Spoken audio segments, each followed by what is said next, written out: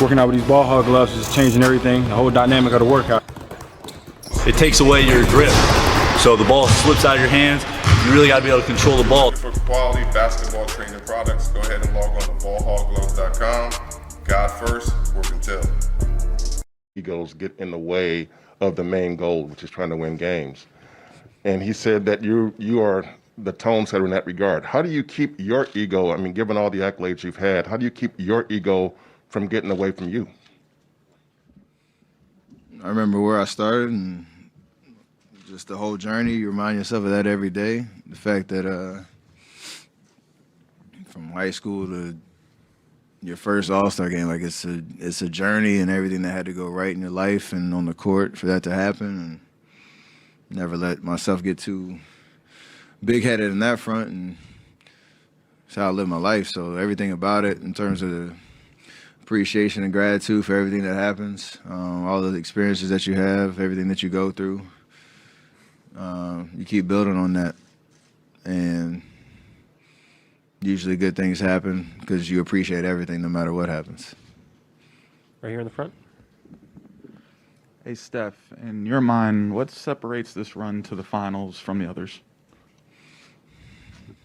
Just the context of the last 4 years, from Game 6 of the 19 finals to now, everything that we've went through as a team, certain guys individually, with injuries, with obviously the pandemic that's happened over the last 2.5 years, like everything that we've all went through, with this as the ultimate goal of getting back on this stage, the chance to play for another championship. Like, you got Clay coming off of unreal rehab journey. I broke my hand. Draymond was injured with a bunch of different stuff. We had a lot of young guys coming into the fold and trying to reclaim our chemistry as a core, but also, you know, get those guys up to speed and how they can help us and help impact winning. And then, you know, you look up and all the work that you put in over the last, 2 years has paid off, built on the, the experience and the just the veteran presence that we have. So all that stuff is just built into the context of what's happened since, Game 6 of the 19 finals, and we're back here. So it's pretty special. Steve, back right. Early in the year, Draymond shared his concerns that this two-track approach of veterans coming back and the young guys being brought along might not be the best shot of getting to this point again. Did you share that outlook, or were you on board throughout with the patience and perspective that, the development part was asking? I think there's always questions and concerns in terms of when you have change and when you're presented with different routes to go. And I shared similar sentiments with Draymond on, like, options of what could happen last offseason and what we should or shouldn't do. Was missed in his comments is the confidence in what our core is about and who we are and what we can do on the court when we're all together and healthy. And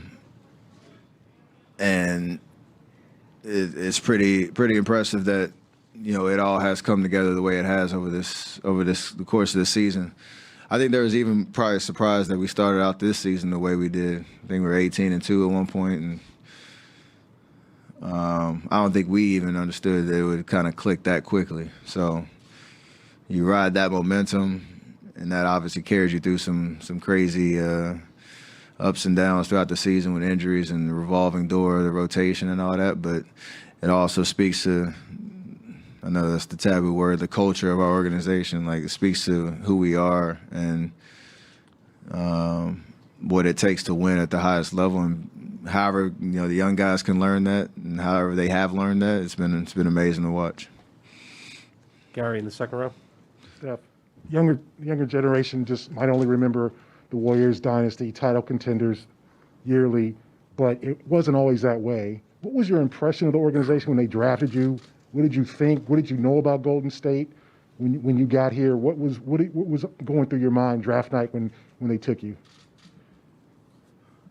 There's a lot in that question. What did I think about the organization? I didn't think much about it. Just I was growing up in the East Coast. I mean, I watched games, but all I knew was really the We Believe team and Baron Davis dunk and them beating Dallas. That was the top of mind. I knew about Run TMC, but didn't really understand the history as much. So when I got drafted, I thought I was going to New York, and didn't really have Golden State on the radar at all. And then there was a lot of drama that my rookie year with the potential Phoenix trade at draft night, and me and Monte as a small backcourt, can we play together? And obviously what his answer was at the time. So there's a lot going on in that sense. But to see the evolution from that year to now, and the fact that 6 out of the last 8 years we've been in the finals, like, it's crazy to think about, for sure. It speaks to all the different people that have had a part in that. Myself, Draymond, Clay, Andre, all the vets that have played significant roles for us. Our front office, Joe and Peter. Like, it's been an amazing run. We obviously feel like we still have a lot left in the tanks while we're here. So I don't want to depress myself with the history of the organization right now. So I'm going to think about the bright moments. So I appreciate it. Adam, all the way in the back. Steph, these Celtics, obviously this is their first time at this level. Is there things from your first time you guys made the finals that, I don't know, that surprised you, you felt, you weren't prepared for, that you look back on that you wish you'd known about this level? Me, I'm not going to give it away right now for them. I think the biggest things like days like today, where your routine's a little different than it usually is in terms of your practice, your preparation, and all that.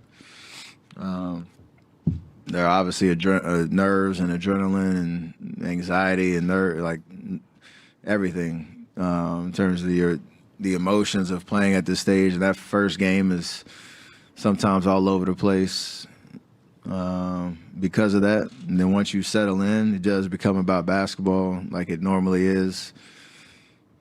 I think some of those guys have had multiple, Eastern Conference Finals appearances and stuff like that. So it's similar, but it obviously is different when you're the last two teams and you're feeling 4 wins away from winning a championship. So, once you get those nerves out, after the first game, you kind of settle in, and it becomes a little bit more normal each time. Mark, right here. Hey, Steph, given the influx of injuries that Andre's had this season, how have you seen him handle both that reality as well as approach the mentorship role that he's had compared to the other years? He's the same Andre. I think it's just in a different capacity in terms of where he knows he can help us, since he's had a tough go with the injury. So if he's not available on the court, he's been amazing. And just being a voice, a presence for the young guys, not just in the locker room during practice, but obviously you've seen him up and demonstrative during games on the sidelines. He's always been like that, but obviously when you're playing, you're a little bit more focused on what you have to do in between the lines. But he's also such a great guy and great leader that he's aware of, if he's not out there, he can still have an impact. And it requires maybe a different level of energy and attentiveness, because you're not just worried about yourself and what you're doing out on the court. You're worried about everything else. Draymond just talked about what it feels like to sort of be an old head on the team, and he was saying that Kuminga, sometimes he feels like he looks at him like he's 55 years old. Do you consider yourself an old head now, and what does that feel like or look like to you?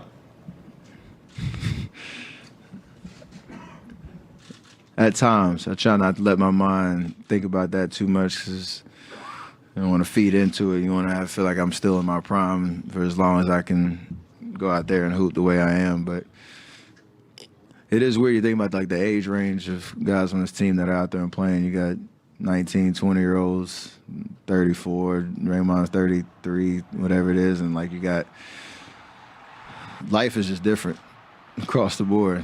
I always ask them like, what do y'all do when y'all go home? Like, what y'all spending the next 6 hours? My day is a little different, so it's you appreciate the ability to influence those guys at the time that they're in right now, because that will set them up for success. Hopefully, as they come into their own as vets in the league and find their way and become true professionals. Some of that's straight one-on-one verbal, good conversation. Some of that's just showing it by example of how you show up to work every day. So it is pretty cool to be the old head and be able to pass that wisdom off to the young guys. Kendra in the front. Following up on that stuff, throughout your other finals runs, you, Draymond, Clay, were clearly leaders of this team, but you guys didn't have that generational gap between you and the rest of your teammates. Does the leadership responsibility feel different this season, knowing that a lot of the guys underneath you are like 22, 19, haven't been on this stage before? Not so much that, just more so because they're going to have an opportunity to play right away, and them playing, we rely so much on what they do out there on the court when they get their opportunity to help impact winning, because there is opportunity available. So it's not so much anything other than just preparing them to be ready for their moment. You see a guy like Moses, who's come in, he's had a great approach to everything from day one. You can still encourage him, point things out, answer his questions, stay on top of him. But it's amazing to see the result in just one short year of him coming into a playoff series in the middle of the Western Conference Finals and making an impact. So that's the stuff you'll probably look back on and be really proud of, because there's a lot of instability around this league, and not everybody has the infrastructure and the presence to bring guys along like that. Last one here on the right. Q told me yesterday that he got the sense from you last summer that you believed you could be here then. What was it that you saw or believed that made you feel like that the team you had could be here? Just the confidence in who we are, knowing Clay was coming back, but I got a lot of juice from that, last 20 games last year. We had a crazy up and down year, just trying to stay afloat, and then got to a point where we found our rotation. We finished 15-5, had those 2 tough losses in the play-in tournament, and you could feel like we were close to being in that conversation where you're a serious contender to come out of the West, whatever that means. Time would tell. But I got a lot of juice from that finish. Obviously, I was playing well, figuring it out. Building our chemistry and understanding, reforming the identity of who we are and how we play. And then coming into this year, I still was surprised by our start, like I said, but that was the gas in the tank for the whole summer and for the start of this year, knowing that we're going to be a problem this year. And we got 4 more wins to make it all worth it, but it's a good feeling.